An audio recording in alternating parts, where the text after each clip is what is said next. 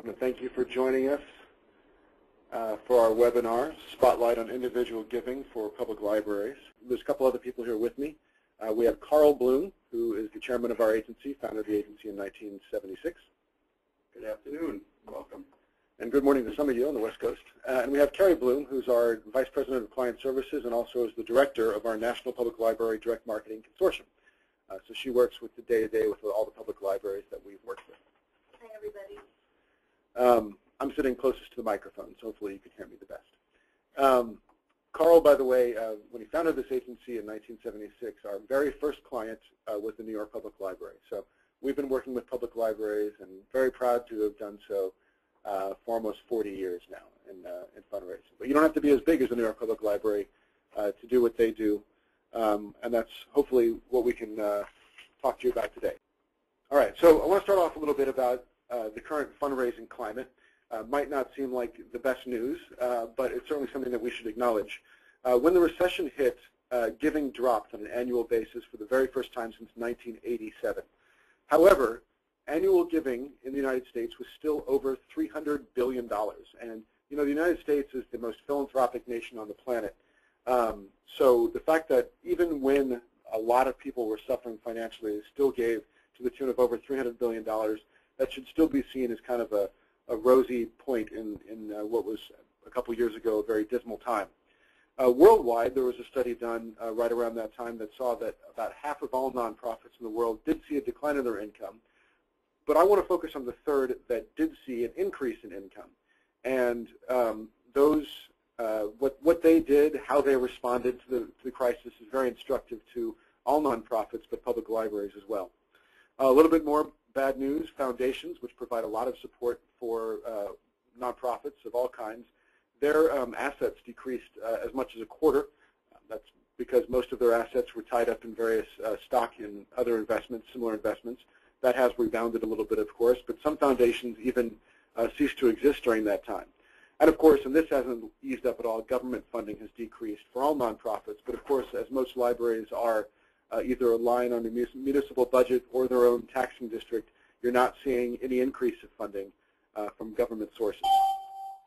Welcome. But the good news is that only about 13% of funding for nonprofits in general come from foundations, a little bit less from government sources, but 75% of nonprofit fundraising actually comes from individuals, whether it's a little old lady who gives $50 a year or some rich philanthropist who gives $100,000. Individuals, people, are really the driving force behind fundraising and philanthropy in the United States.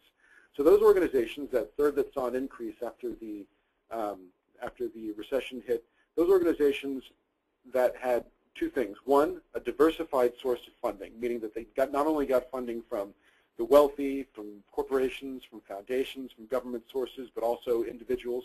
Those are the ones that survived the best. And the other thing about them that survived the best would be those that didn't cancel their fundraising efforts. We work with a lot of organizations, not just public libraries, and we saw a lot of cold feet out there, people wanting to pull out of the initiatives that they are working on. Those that didn't have that reaction are also the ones that did the best as well.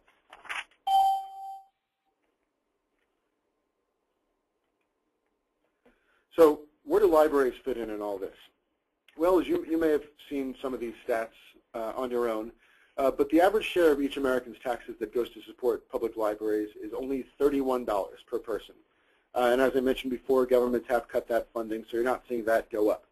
But compare that to the average public library user, who, if you just look at the book takeouts that they have per year, and not all the other services that libraries provide, they get over $200 worth of value for that $31. People know this. People that may not know the numbers, but people are aware of the tremendous value that the public library has. So step back for a moment and think about some of the other constituent or user-based organizations that are actively fundraising. We have to turn that $200 to $31 value proposition into something to fundraise around. And these other user-based organizations do it well. Think about the university you went to and how often they ask you for money. Or hospitals, how often they go after grateful patients. Public broadcasters, how they have their famous pledge drives and go after their viewers and listeners. Or theaters or performing arts venues and how they go after their subscribers and ticket buyers. We ask, why should public libraries be any different? So in the public library world, when the recession hit, there was a great increased media coverage from newspapers and local television stations about what libraries were doing for the community during the recession. Individual residents saw their library helping those that needed help finding a job, those that needed internet access, people who needed a place to go for light entertainment if they couldn't afford to go to the movies or anywhere else anymore, and for education. So people saw all of a sudden not only information about how their library was getting less funding from the municipal sources, but they saw all the great things that public libraries were doing to help out in the recession. And in our experience, that resulted in a terrific fundraising response because people always are aware of their public library. They might not have been aware of the fact that their library did more than circulate books, but now they got to see in flesh and blood all the various things that public libraries were doing to help out during the economy. And we'll take a look at some of the numbers. I keep talking about how these great responses happen. We'll take a look at some of those numbers in a second. So when you say fundraising, when I say, when someone asks me what I do for a living and I say that I help organizations with their fundraising, they always have a preconceived notion about what that means. Many of them immediately think about events. Maybe they think about going after foundation grants or some other area where they had personal experience in fundraising. We specialize in direct response fundraising. And what that means is using any available tool. Direct mail is the one that's thought of most quickly. But using any available tool to go after an individual that would make a gift. Now, we're biased, obviously, because that's what we do, but we think that's the most cost-effective way to fundraise. It's the most targeted way as well, and you can really personalize and segment the communications you're having with your donors, potential donors, that way. It's also to note that people who give through direct response channels, whether it's the mail or on the internet or by phone, have by far the best retention. People that go to events may only have done it because of the honoree or the venue, or but the people who give just because they're the most philanthropic, because you've asked in the mail or asked on the phone or on the internet, those people will stick with you and be the most loyal to you. Direct response fundraising is also the best way to inspire people to give via other means. So if you do want to invite someone to an event, or you want to get them to become a major donor, or get them put you in their will, the people who come on via direct response fundraising are the ones that are most likely to do that, and you can use that tool to get them to act in that way as well. And for those that don't necessarily respond, direct response tools can also be used to promote what you do, the work that you do, and when you do it to a very wide and at the same time targeted audience. So we thought we'd really stress today is the fundamentals of how direct response fundraising works. But we're going to talk about the life cycle of a direct response fundraising program. It's very similar to any commerce or retail business you might find, where an organization or a company has to invest to acquire new customers. In our case, they're going to be donors or supporters. And then you try to sell more product to that customer. In our case, that's going to be asking for additional financial support. For people that who might have stopped purchasing from the company, in our case, making a donation, we call those lapsed donors, and we're going to do what we can to try to get those people back. And of course, we're constantly going to be trying to sell more expensive or higher value products, in our case, upgrade them to a higher giving level or convert them to some other high value program. And then throughout all of this happening, we're also going to be reinvesting in acquiring more customers or donors. And that's put all together, that's what a robust direct response fundraising program looks like. So let's start with acquisition. Now, I can't stress this enough, that acquisition is an investment. It's a long-term investment. And it's not an investment in dollars raised. It's an investment in donors. It's an investment in acquiring new people who support the mission and cause of what you're doing. Because it's an investment, you often do not make money up front. I like to say that it's net revenue negative. But in commercial terms, you're not making a profit to that initial acquisition campaign. And in fact, you may lose some. Acquisition mailings or campaigns generally get response rates of around 1%, which sounds very low. That was about my response rate when I was dating before I met my wife. But for an organization that's been in the mail for a very long time or well-known and been out there, they may get well under 1%. For an organization that's well-known but hasn't really been asking for money, which is the case for a lot of public libraries, they may see something higher, 2% or more. So knowing that it's an investment, knowing that you're going to have to not make positive net revenue for a time, every organization has to decide on their own how much they can invest. And so you have to calculate how much you're pulling in, and how much time you can spend before you get back the investment that you've made. And that's something that we help organizations with all the time. So where do you find these new donors? Well, lists of people is really who you have to go after and ask. And for most organizations have some kind of their own house list or prospect list, whether it's a user group, whether it's volunteers, whether it's people who have either supported the organization in the past through an event or purchased something, or other friends and family. For public libraries, not all libraries allow this, but cardholders, your actual user base, is probably the most obvious group of people that you could try to acquire as donors. When an organization runs out of those names, it doesn't have too many of them, they go into and get names off what is the list rental market. Now, you can imagine every entity out there that somehow creates a list of their own constituents or customers.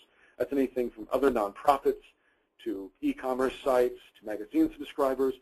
There's so many entities out there that generate lists of potential customers. Many, if not most of them, rent those names out for other enterprises to use to try to acquire for their lists and their customer base, donor base. That's what's called the list rental market. And that's a very, very robust market that exists out there. There's all kinds of companies that represent these organizations with lists of people to rent. One of the groups that are most profitable or most successful for nonprofits are donors or members of other organizations that are similar to those. So this is where would be a good time to talk about a very important fundamental of direct response and direct mail, and that's testing. Testing is a way to figure out if one technique or strategy or tactic is better than another strategy or technique or tactic. And it's just like science. So like a science experiment, if you remember in chemistry class in school, that it has to be very regimented and very controlled. So you usually have two things that you're testing against each other. Sometimes you have three, but it's best just to have two. You want to limit the number of outside variables that could affect the results of that test.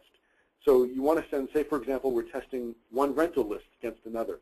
You want to send the exact same creative at the exact same time so that you really limit the amount of other external factors that could have affected the results of your test. Now, it is part art and part science. The art part in any kind of test is something that you might just intuitively think you want to test, like the creative or the copy or anything else that you might brainstorm and come up with that you think might affect results, whether it's just a feeling that you have or whether it's based on some kind of experience that you've had in the past. So for acquisition list testing, in addition to cardholder or other internal lists, this is just an example of some of the lists we've used in the past for not just public libraries, but any nonprofits. Special Olympics works particularly good. But you can see a list of all kinds of different nonprofit organizations that put their donor lists on the list rental market. Magazines also work well, particularly for public libraries, and you can see the type of magazines that we might use. This is obviously, there are thousands, if not millions, of lists out there, so this is not meant to be a specific list of any particular campaign, but just so you kind of get an idea of what's out there. Now, one little stumbling block that you may find is that a lot of these organizations that rent out lists do have a minimum number of names that you have to rent at any given time. Now, that may be as few as 5,000, or often it's around 10,000 names per any given time. If you're a large national mailer, like, say, the Humane Society, you have no problem. Give me 10,000 here, give me 10,000 somewhere else. But unless you're willing to mail a couple 100,000 pieces of acquisition mail at one given time, you're going to hit just a couple lists per campaign. So it would be a good idea if you could partner to reach the minimum list quantity orders and not commit to mailing one campaign with too few lists, because if one of those lists doesn't work as well for you, then you could really make your campaign threaten the success of your campaign. So here's just some sample results from a recent direct response campaign that we did for a mid-sized library in the Midwest. They only had 448 existing donors, so they wanted to build on that. So we mailed about 21,000 pieces of acquisition mail for them. They got about a 2% response rate, which is 410 responses. In this case, because it was their first time mailing, people knew the library, but they had never been asked to donate to it before. If you look in that far right cell, they actually made a net revenue of about $7,000. That's not typical in acquisition, but it certainly was nice for them to be able to not only nearly double the number of donors they had, 410 up to 858 total, but also make a nice net revenue of about 7,000. And so that's just a typical campaign that you might expect. Now, you've seen us so far in this talk use the term donor and member kind of interchangeably. And a lot of organizations use these terms or will have one program over another. And really, you can kind of treat them as interchangeably, but think about, for example, some of the nonprofits that use the term member, like public broadcasters, or maybe the Automobile Association or a museum might have members. Really, member programs have a kind of perceived commitment, and usually there comes with some kind of benefits. So there has to become some kind of program that kind of gets these people and makes them feel like they really belong.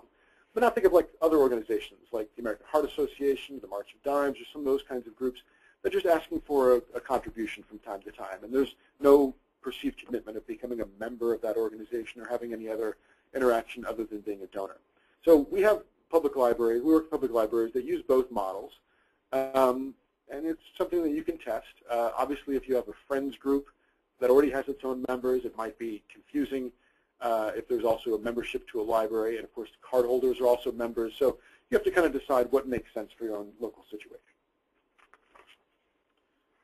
Now, the second part of a direct response program is retaining your donors. Now, I talk with organizations all the time, usually on the smaller side, not just public libraries, that have tried direct mail, direct response in the past, and they say to me, oh, it was terrible, we did one campaign, we got a really low number of responders, and we're never going to do anything like that again. Well, what they probably did is they probably got around to 1 or 1.5%. They probably acquired a couple hundred donors, but if they never reached out to them again, if they never asked those people ever for a second gift or a third gift, then they wasted the investment that they made in acquiring them in the first place. So I can't stress enough the importance of trying to get that second gift and of reaching out to those people a second time. You know, I'm actually on the board of trustees of my local small little library, the Bedford Hills Free Library in Westchester County, New York. Really tiny little one-branch library that that has a very small service area. And I've helped them do some, before I was a trustee, I helped them do some of their direct mail fundraising. And so they do something at the end of the year, and then they do another mailing in the spring, and they don't include the people who just gave at the end of the year. Now, why they would do that is beyond me, and obviously I've advised them differently since I've been a trustee, because those people that you've spent that money to get a gift from in December are likely to give again when you ask them for more money again in the spring. So it's so important, I can't stress this enough, to go after those people that you've acquired for a second, third, fourth, fifth gift. It's also an opportunity to upgrade them and to move them to a higher giving program if they've been a loyal donor to you for some time. The way you do that is to talk to them the way you know them. You've obviously known something about them, where they live, their name, how much they've given in the past. People have higher expectations now about having a relationship with the organizations they support, and so to recognize them for their past generosity, and then to remind them of that feeling, that positive feeling they have when they gave the first time, and try to get them to give a second gift. So here's an example of recent results from a special appeal that, again, in the midst of, this is a larger library in the middle of the country, again, gave. In this case, this organization, or this library, already had about 5,800 donors. So they had a pretty sizable group of people to send an appeal to. And they wanted to acquire more donors. So we also sent an acquisition campaign of about 11,000 new names for them at around the same time. And that's important because that acquisition campaign acted like a more traditional campaign. They had been in the mail for a while. They got about a 1%, but as you can see on the far right column of the acquisition section, they lost about $2,700 in that acquisition campaign. Now, we mailed their just under 6,000 donors twice. It's very common, by the way, to send a piece of mail and then follow it up a couple weeks later with a reminder of that piece of mail. Some libraries do a couple months later. Really, a couple weeks later is the right time to send a follow-up. So in that appeal campaign to their existing group of donors, they got 271 gifts and made just under net revenue of just under about $20,000 for those two efforts of that appeal campaign. So when you offset the amount they spent, the $2,700 in their acquisition, they netted for that whole acquisition and appeal campaign together over $17,000. So not only were they able to get more revenue out of the donors they had already acquired, but they also paid for the acquisition campaign out of asking those donors, existing donors, for an additional gift. So testing, once again, this is something, there are lots of things to test in an appeal. Who should get the follow-up campaign? Remember my trustee story. You can, if you have a large list, if you have about 5,800 donors, it's probably best just to mail them all. But if you have a larger list, you can segment by things like when someone typically gives, how often someone gives, or any other behavior you may have had. We get asked a lot of times, how many times a year can I go out and ask these donors for money before I'm bothering them? And again, it's something to test. You could ask, some organizations send out appeals 16 times a year. If you're counting, that's more than once per month. And they seem to get positive net revenue from it. So as long as you're getting positive revenue, then you can keep asking for money. Typically, the libraries that we work with can mail twice or 3 or 4 times if they're larger per year. When should you send? Well, there's some great times that are the end of the year is probably some time that you are aware is a great time to ask for money as people are making their last-minute financial contributions for their tax bill in the following months. The beginning of the year is also a great time to send if people are making plans for the rest of the year. Summertime is typically a bad time to ask for money because people are out of town or not focused on things. They're outdoors if it's good weather.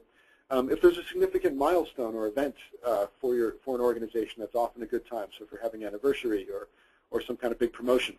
I would say that National Library Week would be a terrific time to send. However, it falls always in the same week as Tax Day. And Tax Day, as people are reminded how little they have to take home, is usually a bad time to send.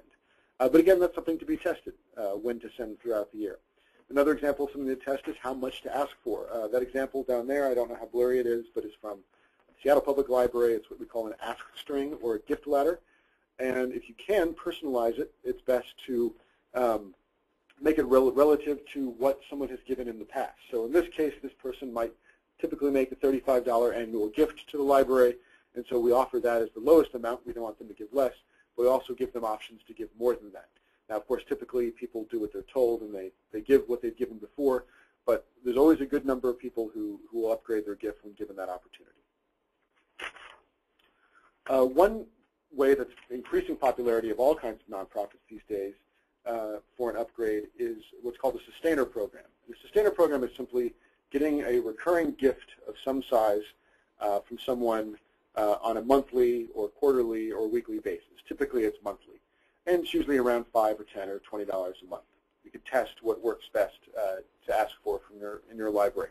And the way these gifts happen, you can, of course, send a bill to someone on a monthly basis, but the majority of sustainers give either automatically through their credit card or even better, because it doesn't, because credit cards expire, through their checking account, through electronic funds transfer. If you ever had to mail a check to someone, like to set up an automatic bill pay for your utility bill or something, and you write void on it, it's that kind of thing. That's called an EFT, or electronic funds transfer.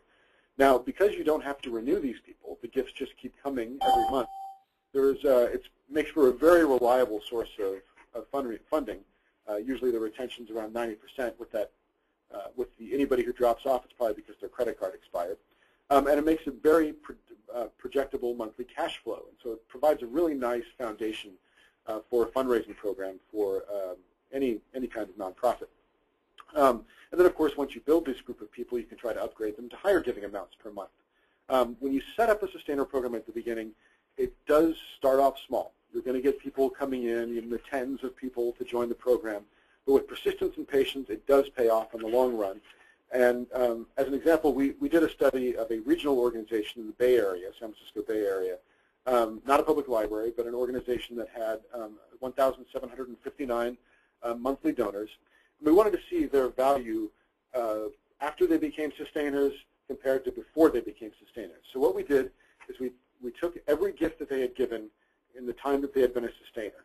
And then we took that same time period and looked at every gift they had given before they became a sustainer. So if one individual person had been a sustainer for 10 months, we looked at only the 10 months before they became a sustainer. If they had been a sustainer for 20 months, we only looked at 20 months because we wanted to compare apples to apples. And we, of course, found that they were about 2/3 more valuable in terms of how much revenue they provided for that organization than before they became a sustainer. So their value was $212 per average on average per donor, and $127 before that. And so it's even if someone had been giving, say, $100 or $125, they became much more valuable when we converted them into being a monthly donor. Now, converting people who are existing donors generally does work better for nonprofits. So if someone's been a loyal donor, they've given to you a couple of years, trying to ask those people to become a sustainer generally works better. However, there are some organizations, if you can think to some of the late-night infomercials that have been on, I think it's either for the Humane Society or the SPCA, you know, those really sad ones with the music and the dogs looking very sad. They are trying to acquire new donors right away as being sustainers through direct response television. That's something, of course, everything is worth testing in direct response. You might be able to test that through something at the circulation disc or some other physical location in your branches. We also make it an option often on any reply form for any mailing that we do. So we could say make a contribution of $50 or make a monthly contribution of $5 a month. Something that we've often done with some success with organizations and libraries these days is to do a special invitation. So outside of your regular appeal schedule, send a campaign just to people that you think are likely to respond, saying we invite you to become a sustainer because of how important you are. We also might consider treating these people because they are more valuable, like they're a member of a special club, or giving them some kind of gift or premium like a tote bag or an umbrella or a coffee mug of some kind. We've had a lot of words on this presentation so far, so here is some pretty pictures of words for you to see. We genericized this letter, but this is a sample of what a sustainer invitation might look like. Mr. Sample, you're cordially invited to become CBA Library Sustainer. Please return the accepted form, and there's RSVP on the outer envelope. Really, in the copy, we try to emphasize how important a sustainer is to a library, how it makes the library or the foundation more sound. You could talk about how it helps the environment because of the lack of the need to send additional direct mail notices. However, I do want to caution you, a lot of sustainer programs, when these were becoming popular 10, 15 years ago, promised to their sustainers that they would never send them another appeal, and that's never a good thing. Remember, the people who donate to you are the most likely to keep donating to you, so every once in a while you want to ask these people for a special gift above and beyond the monthly gift they're giving. So the final type of direct response appeal you might send out is what's called a lapse reinstatement. Remember, these are the people that had been a donor to the library at some point, but for whatever reason, they moved, they lost interest, or some other reason, they had stopped giving. Maybe they haven't made a gift in the last 12 or 16 or 18 months. Now, you've made an investment to acquire these people. Remember, you lost money on them during the acquisition campaign. So it's really worthwhile to try to do anything you can to get these people back. And so it's just a matter of talking to them and segmenting them out and talking to them a little differently. You know, you can talk about how you miss them. You can talk about how they're still a part of the family and how much you value them and how they've given to you in the past, and that you really need them to return. Now, from a numbers perspective, the response rate for a lapse campaign is going to be a little less than an appeal, but it's going to be more than acquisition. Remember, these are people who already know you. So a lot of organizations who have been around and are longtime mailers will do whatever they can to get a lapse donor back, even down to the point of breaking even. They don't want to lose money on them, but as long as they're not losing money on them, they'll keep mailing as deep and deep into their lapsed file as they can to try to bring them back. So here's a complicated chart that I'm hoping to make less complicated, and there won't be a test. But this kind of, what I want to demonstrate is if you're doing all these things, acquisition, additional gift appeals, upgrades, lapsed campaigns, how it all fits together and what it could mean for the bottom line of an organization. I also want to demonstrate how one little investment in an acquisition campaign can end up paying off a great deal over the long time for an organization that does it. So look at the top of the year one column. You'll see the 50,000 circled. What this chart does is it follows one group of donors that were acquired from a 50,000 piece acquisition campaign in year one and follows those people and the value and the choices they make over the next 5 years. So in this case, there was a 1.5% response rate to this campaign. 750 new donors were acquired, and they made $30,000 from this campaign. If you go all the way to the bottom of year one column, you'll see that they spent $31,750 in order to acquire those 750 people. So already there was investment made, a loss, if you will, of $1,750. for that year. Later that year, if you look in that second chunk of rows where it says special appeal renewal, we send out an appeal to those 750 people that we acquired, and we get a 15% response rate, and we gross a little over $11,000 for that campaign. And so I say these aren't real numbers, by the way. These aren't the exact numbers you can expect, but they are representative of what an organization can expect that does this kind of campaign. So they made about $11,000 on that. And again, if you go down to the bottom, they spent just under $1,000 on mailing out that campaign. That's the $953. So they made a little over $10,000 on just that campaign. That's how much they net. So if you add up those two campaigns, the acquisition and the appeal for year one, the net revenue for that year was about $8,500. A nice chunk of change, nothing too exciting. But it does get exciting in year two, where you still have those 750 people that you've acquired. You send out 2 more appeals that year. And now you're sending out, if you look in the third chunk of rows, an upgrade to try to get either sustainers or increased gifts, increased value out of some of those people that you've acquired. So again, you get about 225 people making a gift to the appeal, and you get about 60 people who have chosen upgrade. And if you go down again to the bottom set where it summarizes everything, they've spent about $3,200 in sending out these appeals and upgrades, but have made about $30,000 in revenue for a net revenue of that year of $27,000. The cumulative net revenue of those 2 years was about $35,000. So already, just that one little investment that an organization made in that first year is already netting $27,000 per year in year two. Now, I'm not going to go over year 3, year 4, year 5 in that amount of detail, but as you add more appeals to the group of donors that you have, as you add more upgrades, and that fourth chunk of rows that you see as you try to reacquire those donors that may have fallen off and get them back on the file and get a little revenue about them, you start churning and you're hitting on all cylinders with these types of campaigns so that by the end of year 5, your cumulative net revenue is over $82,000 from just that one group of 750 donors that you acquired in year 1. Now, there's 2 things I do want to point out that aren't as rosy. One, the net revenue for the last year alone, which is right above that $82,000 figure, it went up for a while, but then it went down to $13,000. And the reason for that is way back up at the top again, you see the arrow on the top right. The number of donors you have, attrition is natural, has gone down from 750 to 279 donors from year 5. How do you stop that kind of donor attrition from happening? Well, you acquire new donors, and you're constantly reinvest in feeding new people into your program. And all this next chart does is take that same group of 50,000 and then pretend that we continually do acquisition campaigns of 50,000 in year 2, year 3, year 4, and year 5. And then as we're acquiring more people, and as we're asking them for more financial contributions, and as we're asking more of them to upgrade, and as we're asking more of them to give again if they haven't given before, we're really hitting on all cylinders now. We're really reinvesting, and that the small investments we're making in acquisition every year really can turn in to about $186,000 in this example of cumulative net revenue over that year. And if you remember, the net revenue in the last year of the year 5 and the last slide was about $13,000. We're up now to a net revenue of just 1 year to about $46,000. So again, it all depends on what an organization can afford to invest in a campaign, but as long as they're investing in new donors.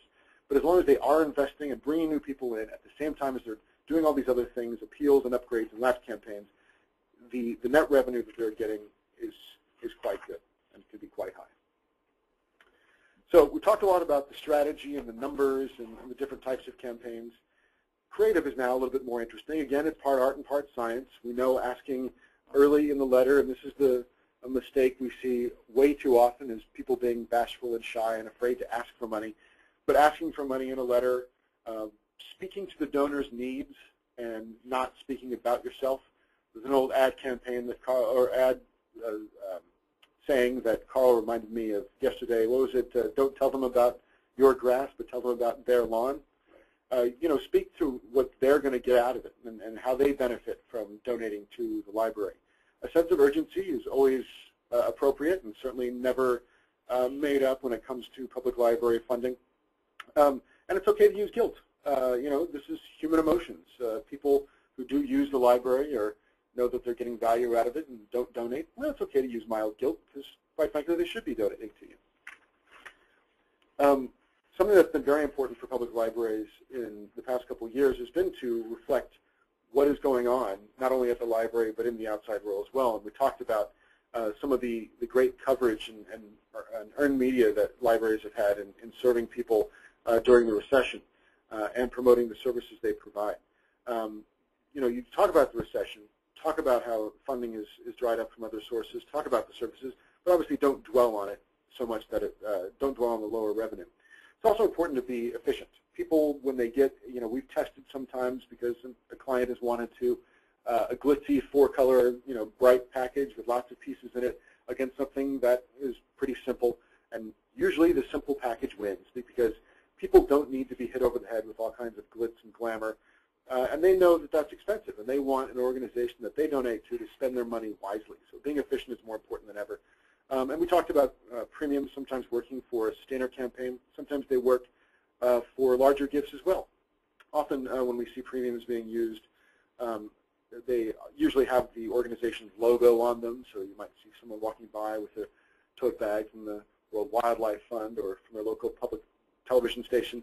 These are good for advertising and awareness as well. So here's some examples of some direct mail campaigns that we've used that work, and you're certainly, if you can read them, you're certainly welcome to look at them as closely as you want. This one is, we work with at any given time about a dozen public libraries, and so we're able to test packages and use them with more than one public library so that we kind of see what works across not just one library with lots of them. And so we've sometimes made these packages kind of standardized, but and we've given them names. So this one's called Serious Challenges, and certainly any library can understand that they're always facing challenges for future funding, and that the need for support from the community is increasing and is important. And so this really hits that tone and talks about those types of challenges. There's another example that we call Important Friend. It's a little bit more informal, a little more conversational, and it really talks about how the donors to this public library foundation are important friends to the library, and that they should give as much as they are capable of. This next package really kind of tugs on the heartstrings. We call it I Would Be Lost. And there's no exaggeration to say that there are some members of our communities that would be lost without the public library and the services it provides. As we've talked about, helping with job interviews and surfing the web and being that connection to the outside world. And so we talk about those stories. And I'm sure all of you have those stories that you can share. But this is a warm and engaging letter and really tugs on the emotions and the plights of people that the library is helping. Finally, this one we call Valued Donor. It really puts the donor front and center. It reminds the donor of how important their past support is and how important their continued support is for the library, and asks for an additional gift as well. Now, you've seen that some of these packages have a somewhat similar look and feel, but they vary greatly in the colors they use and the layouts and the branding, of course. So all these libraries, whether it's the Columbus Library or the Pierce County Library or the Richland County Library, they were able to use their own branding and colors and look and feel, which is important as well, because that familiarity that someone may have with their own local library. One of the things we get asked about a lot is what to put on the outer envelope. The outer envelope has two jobs. The most important job it has is to get everything that's inside the envelope to the recipient. So it carries everything. So we often call it the carrier envelope. But the second most important job of the envelope is to get the package opened. And so we get asked a lot of times to put all kinds of crazy slogans and teasers on the outside of our envelope. But we find often that just having a blank envelope, either with the name of the organization on the front or the back, or sometimes not at all, will be more likely to get it opened and get a higher response rate than those that have lots of things on the outside. So we found only put messages on the outside if there's something really to say, like if there is something inside, or if there's an annual fund, or knowing if there's something, as we say, important to say. But again, like everything in direct response and direct mail, this is something to be tested. So that's what we'll do is often we'll test two envelope teasers against each other. So I just wanted to share with you a couple more response charts so you can kind of see what's going on out there. We have large library on the West Coast, still getting a 1.5% response rate in acquisition, still making that revenue. As you can see, these libraries are all different sizes, being able to mail 20,000, 15,000, 7,000 for acquisition, and they're all doing very, very well. If you look at response rate, if you look at the number of donors they've acquired, the average gifts they're getting, and the net revenue they're getting, some more than others, but they're all having a lot of success, and that success is carrying through for their repeals as well. Again, these size vary greatly. We have one library that was only able to mail 450 pieces, and another library that had almost 6,000 donors. But we're seeing response rates way above what even other nonprofits are seeing. You know, for an appeal, another type of nonprofit might see a 4 or 5% if they're lucky. These public libraries are getting 17%, 16%, 12%, which is really phenomenal. And the net revenue they're getting from these campaigns these days is just unreal. And you know, people love their libraries, and that shows in everything, in the support they get, not only in the mail but also in any other kind of more local community-based thing. Now, I do want to talk about, we showed you some examples of direct mail, but direct mail isn't the only way to fundraise these days. And of course, I'm talking about email and the internet primarily, but there's all kinds of different channels. And I started this out by saying direct response fundraising is really using any tool available to get someone to respond. Donors and customers to organizations and businesses have expectations of being able to interact with organizations on their own terms, when and how they want. They've been trained by the utilities, by their banks, by Amazon, to do anything they can do offline, online, or any way they want to do it. Some people are phone people, some people are web people, some people are direct mail people. So it's very important as fundraisers, as direct response fundraisers, to let those people interact with organizations in any way that they choose. And so what we do and what we advise is for organizations and libraries to not only use direct mail, but also use telemarketing, the internet, email. By the way, telemarketing doesn't mean hiring a company to call people during dinner. It could be getting a bunch of volunteers into a room and setting up phones in a library to call people. Now, we often get asked, oh, now that there's email, we can stop sending direct mail, right? Because it's cheaper. There's no stamp to buy or things to print. And unfortunately, the answer is no. Nothing's ever going to replace anything else. Email, the internet, work the best when they're working with the existing channels that you're using. Everything working together is really where the greatest results happen. And so, I mean, donors don't see a piece of mail from you and think, oh, that must be their March mail campaign. No, they see a constant exchange of conversation and interaction between them and various organizations in their community and worldwide.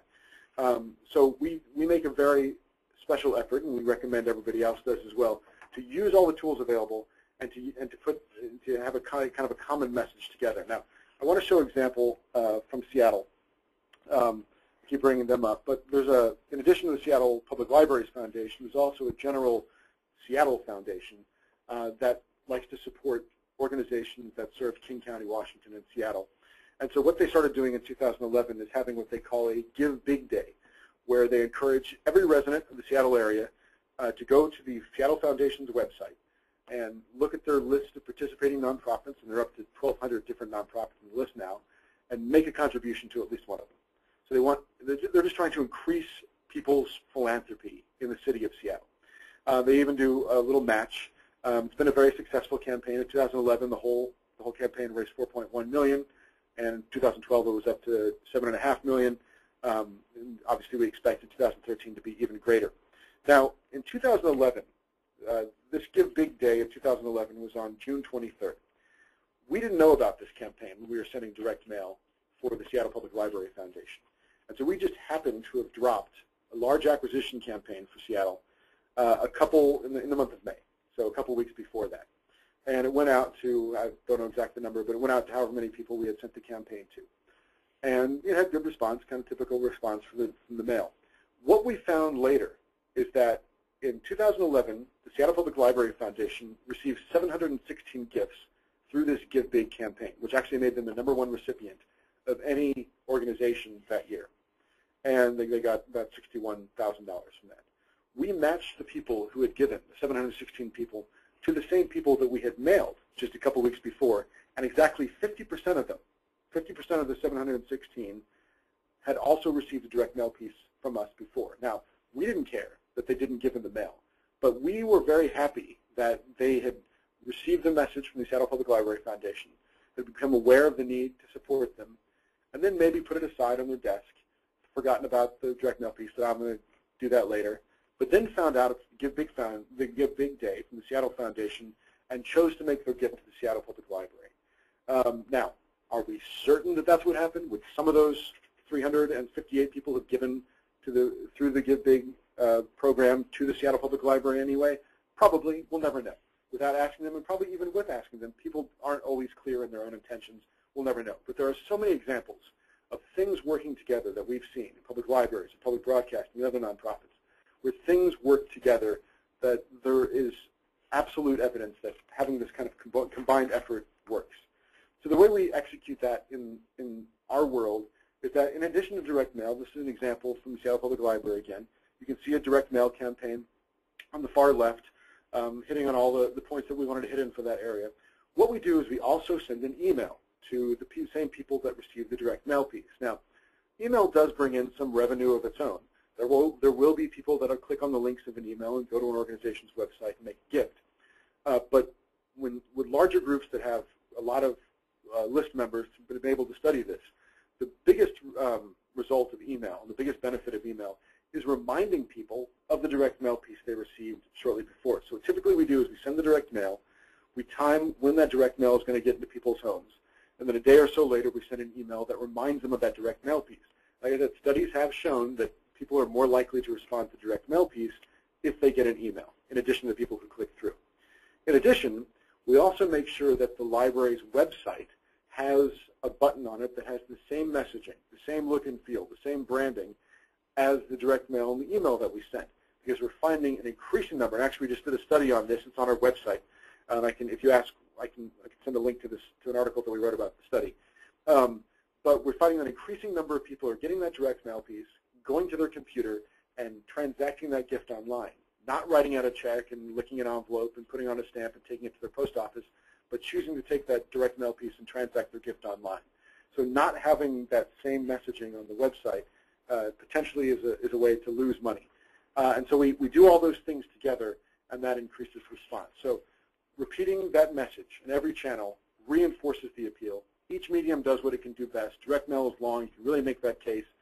Email is a great reminder of what they just received, and of course someone can click through. And online is a great way to respond for people. That kind of coordination, by the way, also reassures someone that their money is going to be spent wisely, because the web department and the direct mail people and everybody kind of knows what's going on, and they're all on the same page. So many of you who are on the foundation or the Friends side may only have control over the foundation's website, but if you can really talk to the library side of people and make sure that there's fundraising appeals that are coordinated with anything else, any other messages that you're sending out, that's very important as well. We're nearing the end of our prepared stuff, so I just want to talk finally about trying to calculate the success of the campaigns that you're sending out. There's a lot of different ways to look at the results of a campaign. You know, you've heard me say average gift, response, number of donors, gross revenue, net revenue, comparing those things versus past campaigns versus what you had budgeted them to get, how they performed in previous times, fiscal years when you sent them out. We like to look at the long-time value of an acquired donor, not just how they respond as they come in for that first or second gift, but how they respond over 5 years. We can often do geographic looks at donors. We know that your service areas are large, and not all neighborhoods look the same and will respond the same.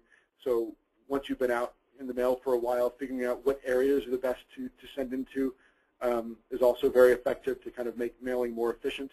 Looking at the growth and retention, being able to talk with other similar organizations, in your case, other large public libraries, about what they're experiencing, and being able to figure out benchmarks for what a campaign should be able to get, and comparing what your library is getting versus others. And then, of course, looking constantly at the various tests that you're sending out and whether or not they're hitting right marks and what the winning controls are as well. So to summarize, to really have a sophisticated, robust, and successful direct response program, you need to be hitting on all cylinders, sending out acquisition, getting new members and donors, keeping the ones you have, and getting the most out of the ones you have.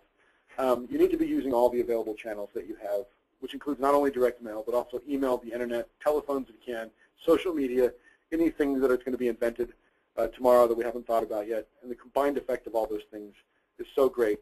The success that you have is really based on who you're sending to, your list, why you're sending it, the case you're making, the creative that you're sending, and what you're asking for, the appeal. And I can't stress this enough, that unlike most other nonprofits, current results for public libraries is so strong that really there's no better time to be aggressively fundraising right now. Just want to give you a little bit of information about us and how we work with public libraries. About 10 years ago we realized, or a little over 10 years ago now, we realized that we had a number of public libraries that we worked with, and so we created what we call the National Public Library Fundraising Consortium. Remember how I mentioned earlier that a lot of lists have a minimum number of orders? This is a way around that. We can order 10,000 names or 20,000 names from one list vendor and then spread them out over a number of different libraries at one time. Obviously, when different libraries are printing together and mailing together, we can actually get cost advantages in those areas. We've tested a number of approaches for samples I showed you earlier. Being able to use packages that have been proven successful for other public libraries is also a benefit.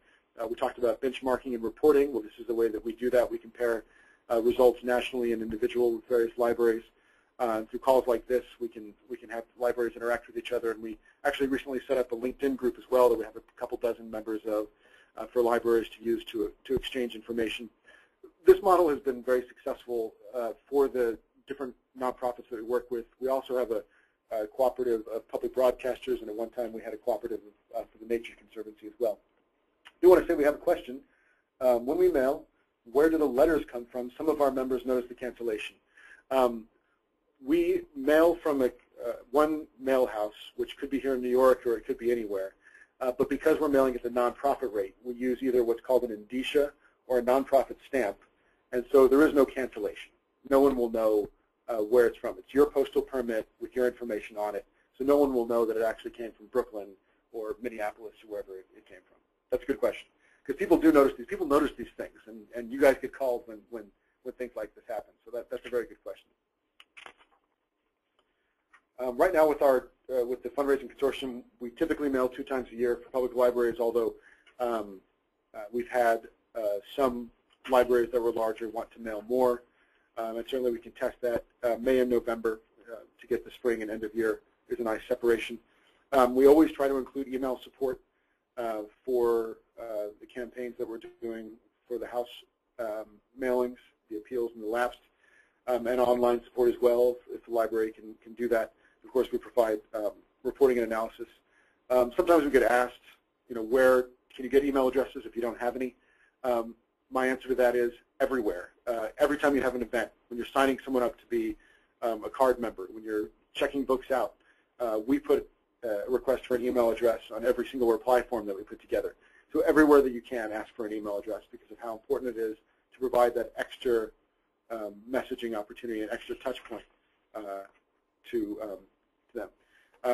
The purpose of this is not to be try to sell you any products. We truly do want to provide you with the information you can to either do this on their own or at least be thinking about this type of fundraising. But if you want to contact us, we can certainly show you what the finances would look like for a campaign of whatever unique situation your library is in, with the number of people in your community, a number of card holders you have, and we can tell you more about what kind of list we've been using recently and what kind of creative that has been most successful recently.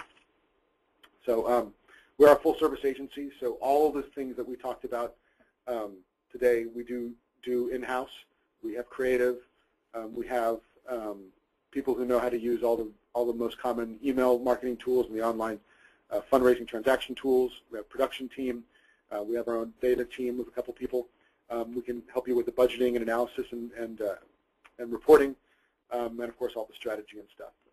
We pride ourselves on being fully integrated and delivering our need for support on behalf of our clients using all available channels. So with that, we'll just leave up some kind words from our clients just to So you can see some of the libraries and public broadcasters and other organizations we've worked with.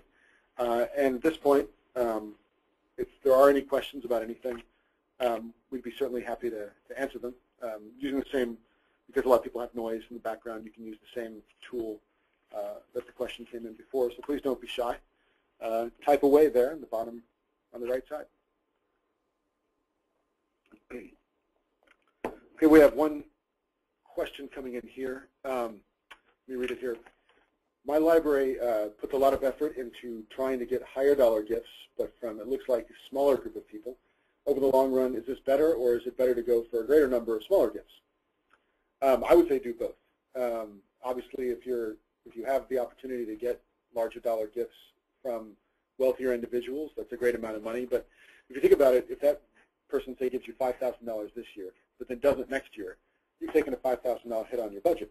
But if you get, 1,000 people to give you $5 each, obviously you'd ask for more, and you lose one of them, you're only losing $5. So, the type of direct response kind of, ask someone for $35, $50, $75 a year kind of fundraising that we've talked about today does kind of give you a more reliable foundation than only asking for higher level donors. But certainly if you have the bandwidth to do both, I would recommend that you do as much as possible. We have a question, how many libraries are you currently working with?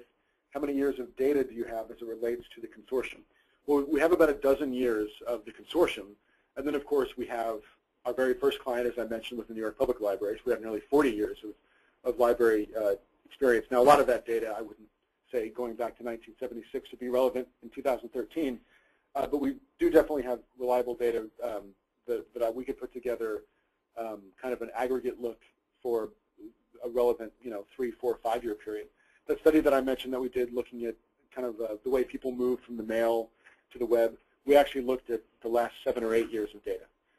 So, we do keep this information and we use it. As far as how many libraries we're currently working with, not all libraries mail at all times. So I would say at each campaign, we might have half a dozen, 7 or 8, and that would come in once. And then the next campaign, we might have that same number, a little bit more, but it might be a different group. So there's, at any given time, there's about a dozen libraries that are kind of in the consortium's orbit. You can call yourself a member of the consortium without mailing with us. But we just want libraries to get access to this information, participate, and if they can mail with us, that'd be great. Because obviously we really are fans of what this type of fundraising and what we do. So I hope that answers your question.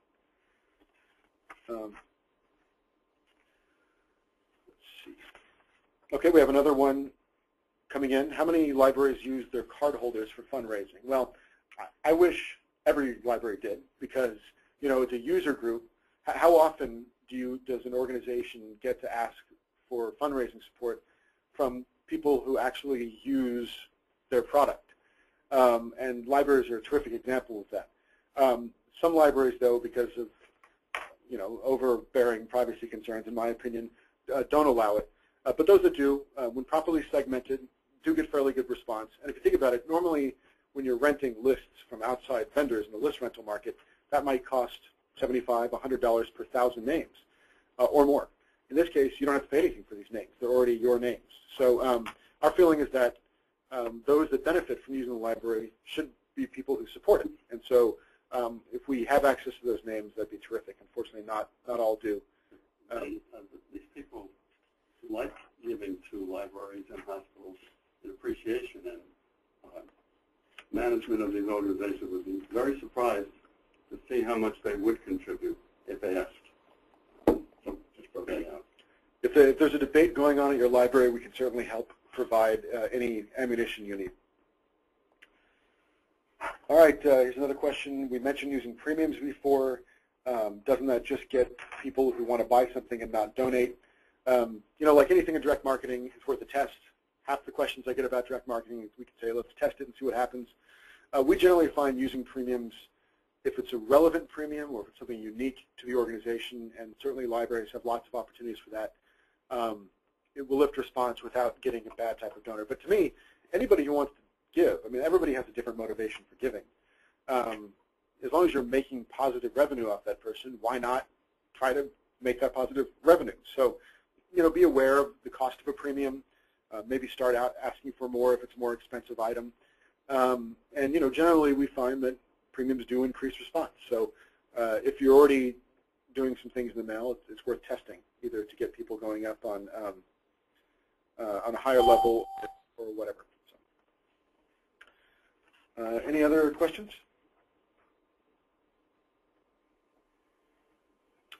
Okay, we have a web question about a newsletter here.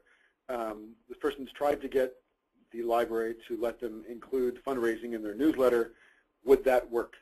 Yes, it probably would. If you have any kind of printed or email newsletter, especially with printed, a lot of organizations, not just libraries, will always stick an envelope in the newsletter, even if there's no fundraising message in there at all. And lo and behold, people use that envelope and return money in it. People like supporting the organizations they want to support. And as soon as you start collecting revenue just from including an envelope in there, you can start making the case to including fundraising messaging as well. If you have any questions that come up later, or if you wanted to kind of show this to maybe the executive director of the foundation, if you're not it, or someone that might be another decision maker, I'm certainly available. Carl's available. Carrie's available to talk with you on the phone or visit in person if you want more information. All right, we're a little over an hour, so I think we're nearing the end of our window. I do want to thank you all for listening to me go on, and I hope this was valuable for you. And I really, I can't, as a library trustee myself and professional fundraiser, I can't emphasize enough how important it is for libraries to be out there fundraising right now. And if you can do it with us, that'd be great. But if you're just out there doing it, like so important. And libraries enjoy the rest of your afternoon today. So thanks again for attending. If you have any questions at all, feel free to contact